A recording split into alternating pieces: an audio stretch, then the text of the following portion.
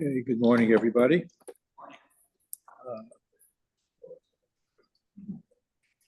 We Jews talk a lot. We say a lot of things. And speech is something like every other aspect of human life, Jewish life in particular, is regulated. There are rules about what you say, how you say it.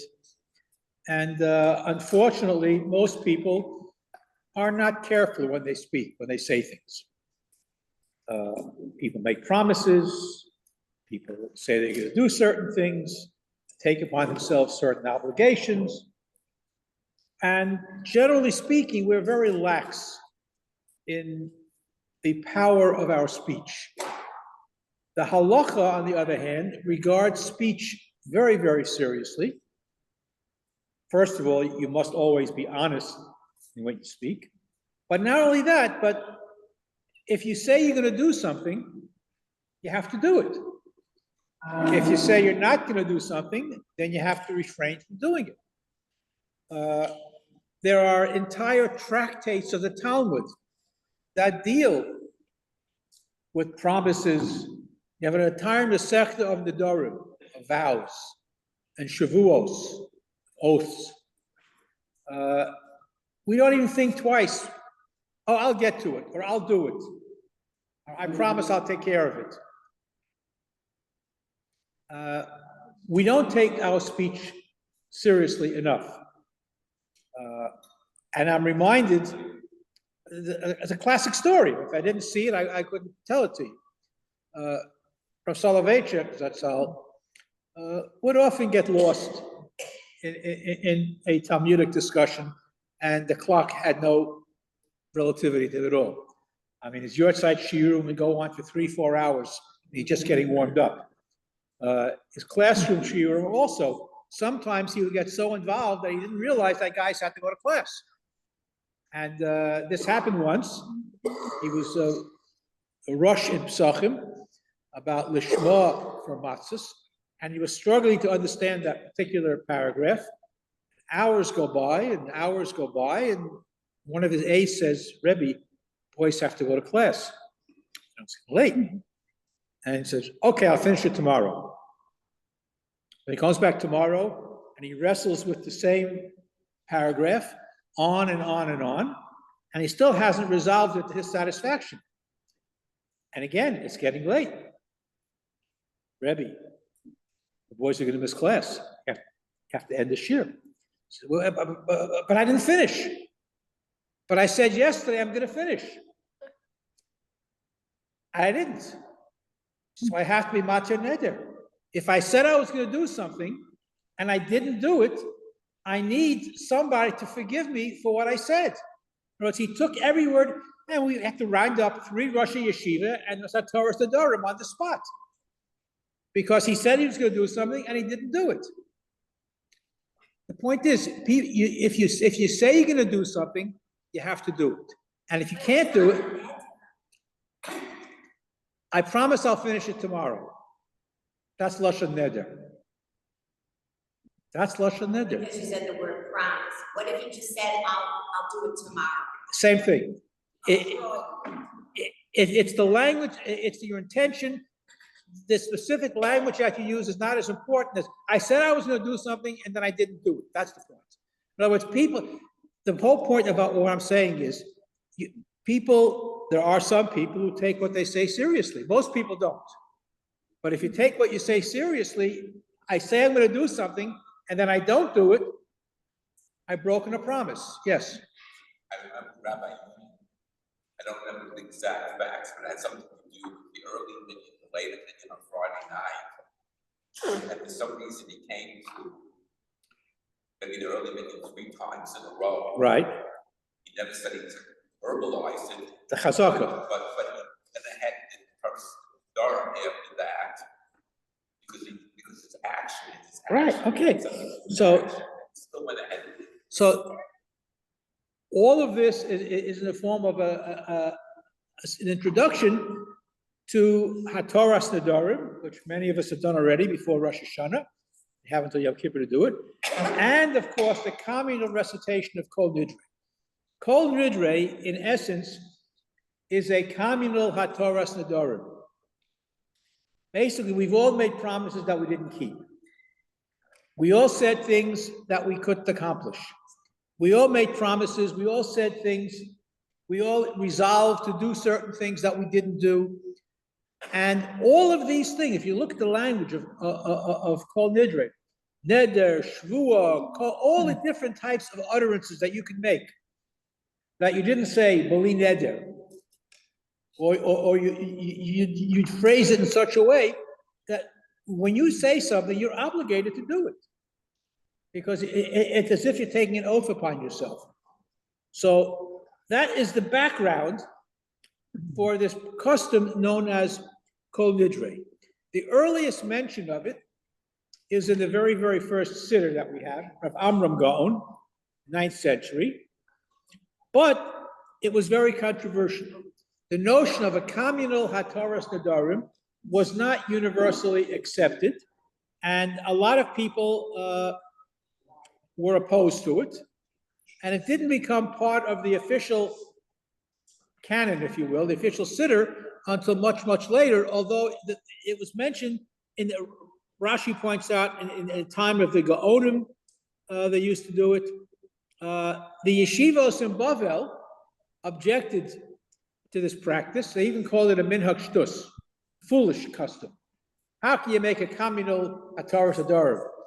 Which, if you think about it, most people, the average person, present company excluded, but the average person doesn't take what he says very seriously. And for the average person, they make promises, they keep them, they don't keep them, they say things, they don't mean them. Yeah, I'll get around to it, I'll take care of it.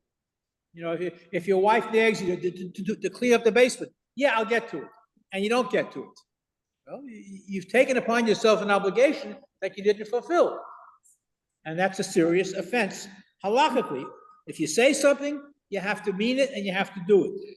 And this is the background of Kol Nidre, in terms of hataras nedarim. Even though the Gaonim, as early as the Gaonim, the post-Talmudic period, there were some that did it, but there were some who were opposed to it. Rabbeinu Tam, one of the Balei Tosfos, objected to hataras nedarim, or Kol Nidre, as we know it, on several different grounds. Hataras nedarim, if you want to have an official, what's what I'm looking for? If you want to be forgiven for things that you might have said that you couldn't accomplish, that requires a bezdin, at least 3 people. Yeah. Question. You seem, unless I'm misunderstanding you, you seem to be putting almost mundane promises in the same boat as something where I can see really a need for hataras nedarim. And I don't think that's a good covenant to the real biggie thingies that you might have promised to do, or even, you know, did a neder or almost a neder, but then it Trivialized. No, you know, the important stuff. Okay, but that's the whole point. See, everything that you say is important. But you can't compare like making a to-do list for today and like, which I still do, and as I like checking off what I accomplished, it's like, okay, so I'll do this tomorrow, but it's not. This involves a much longer discussion on the significance of human speech. The fact that humans can communicate the way we do, I mean, animals communicate too, we just don't understand their communication, unless you're Dr. Doolittle. But human speech is something that is very unique, at least we think so. And therefore, its usage has to be taken very seriously. And you may think it's very mundane, but you've used your power of speech to undertake an obligation that if you don't fulfill it, then the speech has basically been false. And you need permission to say, I couldn't accomplish what I wanted to do, I'm sorry about it, I'll try to do better in the future. But you should use your speech in a positive way. It all depends how you look at human speech. On the one hand, there's nothing trivial about human speech. Just ask anybody who can't speak anymore. It's one of the miracles that we are able to communicate with one another, whatever language that you might use. But if a person can't use the power of speech, he's at disability. And we have to use our speech in positive ways. That's all I'm saying. If you say something, you have to mean it. Otherwise, you're falsifying something, you're a liar, you're all negative types of things. And that's the whole purpose of Torah Siddur. There are many different types of speech you could use. Now, Torah Siddur requires a bezdin. Kol Nidre does not have a bezdin setup. It requires charata. The original text of Kol Nidre did not have icharatna bahon, that I have regret over it. There were different languages. So Rabbi Tam opposed that. And you have to specify your Nidorim for HaTorah Sidorim to work, which we don't have. It's a generic type of HaTorah Sidorim. And also the Mishnah says you can't annul your own vows. So how does Kol Nidre work? If everybody's doing it for themselves, is a chazan doing it for somebody else? There's a halakhic problems with it. So there are ways to defend the practice. Number one, the congregation could serve as that bezdin. The chazan says it, and they're all listening. Clearly, the language says, "Icharatna bahon." I have charata. I express regret over the things that I said that I couldn't do, promises I made that I didn't keep. And also, the bezdin has to discourage the person from doing this type of behavior again. Clearly, on Yom Kippur, we all want to do better in the coming year. So there are again, the point I'm trying to make is it was very controversial in its time until it became accepted as part of our Yom Kippur davening. It wasn't automatic. In the Middle Ages, there was a lot of machloksim. Rav Amram Gaon mentions it, but at the same time, there were many Gaonim who were opposed to it. It was a regional practice which became broadly accepted. The text changed a little bit, but by the Middle Ages already, it was accepted as part of the Yom Kippur davening. It was part of a communal HaTorah Sidorim, if you will, not without objections, but it became accepted as part of the davening. The Kol Nidre, again, whether it affects the Nidorim that were taken already in the past, it also goes to the future. If you listen carefully, by the way, and this is how you can tell if the Shliach Tzibor either knows what he's saying or was instructed what to say. But the text of Kol Nidre is, the way most Machzorim have it, is Miyom Kippurim she'avar ad Yom Kippurim haba. From last Yom Kippur until next Yom Kippur. All right? That's the normal text. If you are knowledgeable and you know the Rabbeinu Tam Shita, the language of the Kol Nidre should be Yom Kippur she'avar ad Yom Kippur hazeh u'miyom Kippurim zeh ad Yom Kippurim haba. That addition has to be inserted if it's not from the past to the present, from the present to the future. The normal text just has from the past to the future. It doesn't work. You can't go from the past to the future. From past to the present, present to the future. Why? If our scroll has a kol hakavod to our scroll, that should in most machzorim, I don't think they have that text. Yes, Nathan. Is any allowance made for the fact when you make a statement and circumstances change, you can't fulfill it, it's been possible or whatever happens. Yes, but things happen. That's why you have the Torah Sedorim. You wanted to do something, and you were unable to do for a variety of reasons, but you made a declaration that you were going to do it. Requires Torah Sedorim. In front of 3 people? Yes. Okay. Now, in shul, we don't have that. So there are those who want to say that the tzibur constitutes the Bezdin. And there's a big discussion in the Gemara and Tosfos about how you matir neder altogether. And the whole notion of a communal HaTorah Sedorim is not so simple. It's not so simple. Yeah. Is the Torah Nedarim, is it for the fact that you said something that you were going to do, and is it because you said you were going to do it, and you didn't, or is it for the action that you didn't do? No, a Torah Sedorim is for all the things that you were supposed to do that you didn't do, whether you weren't able to do it or you forgot about it, whatever the case may be. Again, it could point to the original point that our speech has to be measured. You can't just say things, stam developer. You just can't say things and not mean it.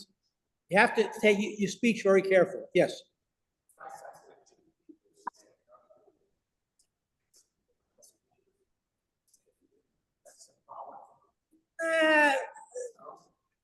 There should be 3 people standing up, not 2. They don't always do it properly. They don't always do it. There should be 3 people standing up there to form at Bezdin. But again, these are all different types of customs. The tzibur itself forms that Bezdin, if you want. If you want to use that as an excuse. Again, the Kol Nidre, if you didn't say Kol Nidre on Yom Kippur, you would still fulfill your mitzvah of davening Marav on Kol Nidre. It's not part of Marav. It's a custom that became accepted. It's also, by the way, there is something, if you study cantorial music, there is something known as Sinai melodies. A Sinai, it doesn't mean from Sinai. It just means it's a very, very old tune. And you can go to shuls all over the world in every different, and the Kol Nidre tune is pretty much the same. Because that is one of those Sinai melodies. That goes back to the 12th, 13th century, maybe even earlier. And everybody says it the same way. Again, the machlokes in the Gemara, I don't get into details of whether or not you can be matir neder for things you haven't made a neder for in the future. And how do you do that? I haven't said it yet. Yeah.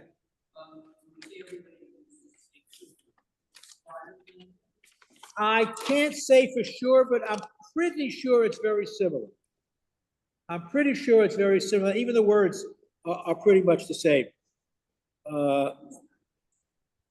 Again, there are a lot of discussions. Let's see, there's a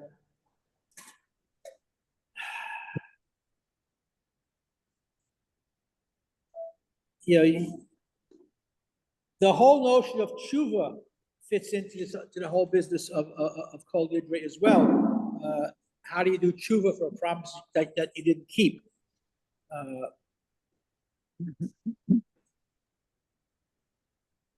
The Moshe Feinstein notes that we say Kol Nidre to teach you that the value of your speech should be productive. You don't talk, you don't say things unless you have something worthwhile to say. And this is very important in general in terms of mitzvahs. You also know in almost every shul, before we start saying Kol Nidre, we say a few lines, Adas HaMakom v'Adas HaKol, Anu Matirim Hispalel Im Avaryonim. All right? We are allowed to daven with sinners. We're all sinners. And therefore, our communal prayers should be accepted. Yeah. Why is Kol Nidre said 3 times? Oh, good question. Why 3 times? So 3, 3 times to have a chazaka, to strengthen the power of. Normally, when you're saying certain things, by repeating it 3 times, it gives it more power. It gives it a chazaka to do something 3 times. Not that Hashem is counting, but again, these are all, it's a custom. It's not a halacha. It's a very entrenched custom. There are those who would suggest, there are those who suggest that might be added to refer to the time after the Spanish Inquisition, when there were the forced conversos, the anusim, who had come back to Judaism, and they were included. The only problem with that is we were saying this in the 13th century, even before the Gerush Sfarad took place. So that doesn't work out.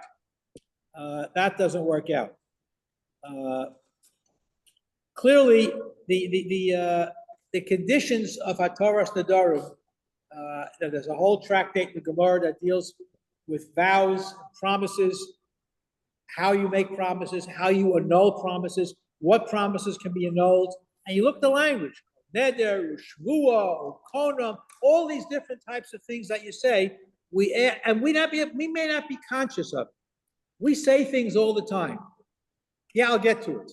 I'll take care of it. I'll do it. And you don't. You have basically made a promise that you cannot keep. And that's included in the Kol Nidre.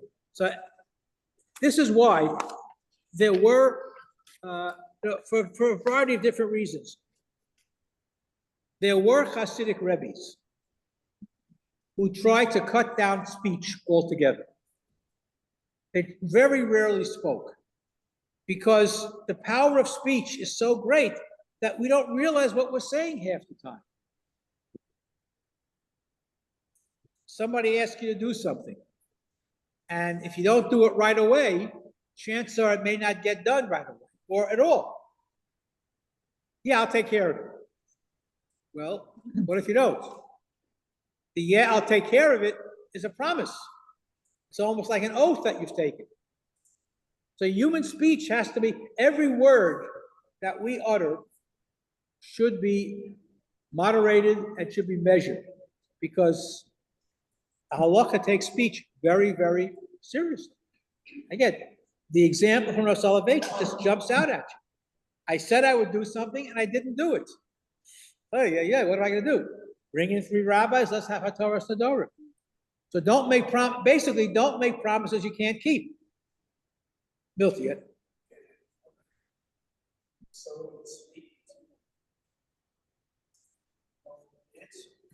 I can't say. If someone's Yes, not answering, right.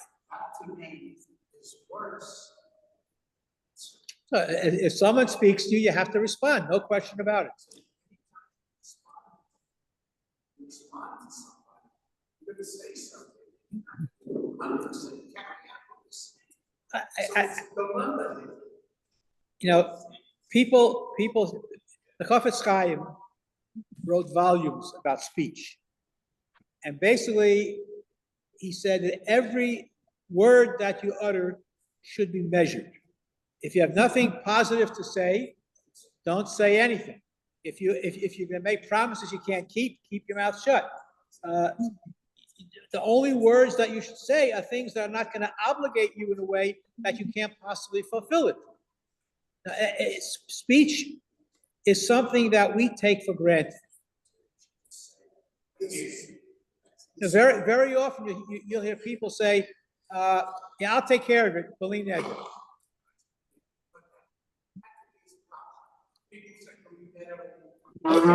But by saying beli neder, they believe that excuses them from the obligation in case they can't fulfill it. I'm not poskening. It's a rabbinical question. Yes.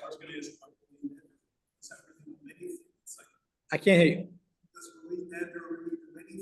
Well, obviously people believe by saying beli neder, that takes you out of the category of making a neder. So yeah, it's one of those popular folk beliefs. I don't know how accurate it is. Yeah. Okay, so then maybe that we have to modify our speech to say that. So I like that's to do. If I can't, and I can't. Well, so, but then the question, how do you define trying your best? Yeah, So on behalf of the three of us, I have two questions. shoot. One, excuse me, I promise this morning. Why does it, these men don't pronounce on us. Why does it have to be three rabbis? That's number one. Number two, so what is the difference between a havlacha, a neder, and a shvuah? Okay. So first of all, you don't need three rabbis. Three people are Okay, fine. he says, Huh? you know, the women as well. Possibly women might be excluded. I don't know if women can serve as Doesn't shoftim. have to be men, but possibly women could be excluded for like. No, I have never seen a bezdin of three women. Let's put it that way. I've seen three men, not rabbis. They don't have to be rabbis. The definition is three hedyotos. Now, a hedyot can be a non-rabbinical personality. A hedyot is also used to refer to a simple-minded person too sometimes. But clearly, it doesn't require three rabbis. And the communal Torah, so the whole Kol Nidre is said in front of the entire shul. So the shul forms the best, so to speak, if you want to be that particular. The other question was, What's the difference between? neder, so neder, okay. Neder and the shul, there are vows and, oh, yeah. There's a specific language that is used for each of those three things. So I accept upon myself to do X, Y, and Z is a neder. I swear I'm going to do something is a shvur. And you swear usually with the Shem Hashem. That is why oaths were very rarely used. In very rare occasions, because people didn't want to take an oath with Shem Hashem, because it's one of the 10 Commandments. If you do it wrong, which is, and that's why very often law cases were adjudicated because a person would not take an oath. If you took an oath, you were believed.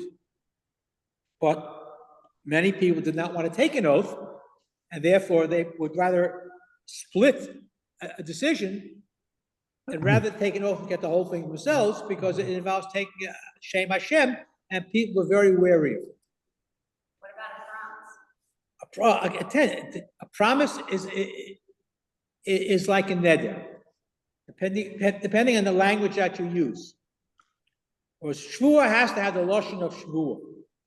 There's a whole masechah that deals with that. A promise is like a neder. But at the end, if you say, I promise I'll do something, that's a neder. If I say, I'm going to do it, that's also a neder under certain circumstances, depending on what it is. That's why, going back to my original statement, human speech is something that is unique to human beings.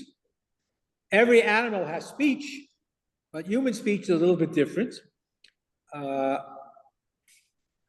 And it has to be every word, you have to be careful. Every word that you say has to be measured. And that's why some people eliminate the amount of speech that they use, because they want to get into trouble. Unfortunately, if just think back, when you want to talk about something in a negative way, you refer to somebody like that talking head on television. People just talk. And what they say very often is nonsense. So we have to be measured in our speech. Don't make promises you can't keep. But if you do, that's why most people between Rosh Hashanah, or prior to Rosh Hashanah and Yom Kippur, you have little groups of people gathering in shul for Torah Nedarim. When I was in Chicago for Rosh Hashanah, after Slichos, Erev Yom Kippur, the rabbi sat down with two people, and the entire congregation did Hataras Nedarim as one. Kol Nidre is a communal Hataras Nedarim, for want of a better way of describing it. And it's a very ancient practice. It's mired in controversy because of the halachos of Nedarim. But look at the words very, very carefully. and all the different languages that are used. But it says, I have bechul hon, icharat no bahon, I have charata, I have regret over doing the things that I shouldn't have done. I regret making promises that I couldn't keep. Let them all be forgiven. Now, we're not saying it in front of a Bezdin. We're saying it in front of HaKadosh Baruch Hu, basically. But the fact that you're saying it and there's no tribunal in front of you was controversial. The fact that it's in Aramaic points to its early adoption in Babylonia already. And we still say it, but it's a fascinating thing. You go to any shul in the world, and it's the same tune. Wherever you go, same tune, no matter where you go, which points to the antiquity and the sacred nature of this particular prayer, even though it was mired in controversy throughout the Middle Ages. But pay attention to what the Shliach Tzibur says in terms of annulling the vows from last year to this year and from this year to next year. If he doesn't say that, then he's not doing it right. But it depends on whether Shliach Tzibur is knowledgeable and if the machzor that he's using has good footnotes or not. It's a fascinating tefillah. There are a lot of people who objected to Kol Nidre on a variety of different reasons, but ultimately, as we've pointed out many, many times, once you have a minhag that is so entrenched, there's no way you can get rid of it, and especially once it appears in the machzor. Once it's in print, you can't stop it. It's the same way, as I mentioned before, Misha Berach Facholim on Shabbos. There's no halachic justification at all, period, self pasuk, to say Misha Berach Facholim on Shabbos. Try getting rid of it. Clearly, you're not allowed to do that on Shabbos, yet every shul in the world does it. Maybe in Yeshiva Shibinya they might not do it. But clearly, so minhagim have a life of their own. And it becomes part of the fabric of Jewish life. So I wish you all a Gemar Chasima Tova, and don't make promises you can't keep. We're better off not making promises. Thank you, Rabbi Ali. Thank you, Ali. I'm going to keep listening to this program.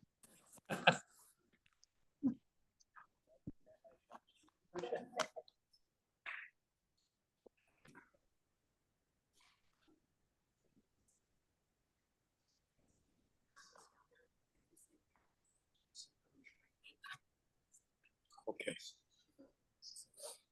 Who's benching? Rabbi Sainevarech. Ishin Nevarach Miatov Yadola. Rishus called Mesubin Khan. Varech Shachal Mishalo. Rosh Chal Mishalo. Tzvachayinu. Ruchatod Mechol Mazones. Olam Kula. Ki hu els on from Esla Kol Mitiv La Kol Michim Mazon Kol Briyasav Asher Bara. Ruchato Adonai. Hazones Hakol.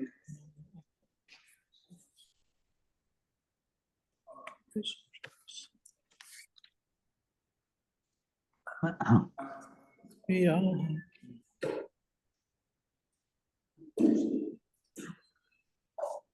Ruchato Adonai al ha'ores v'al hamazon.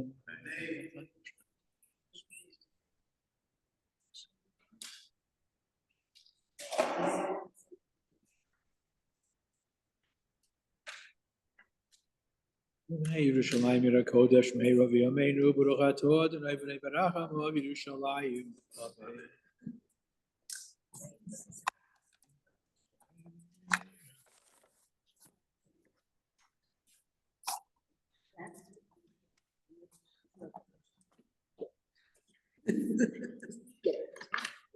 So, where is this? That's my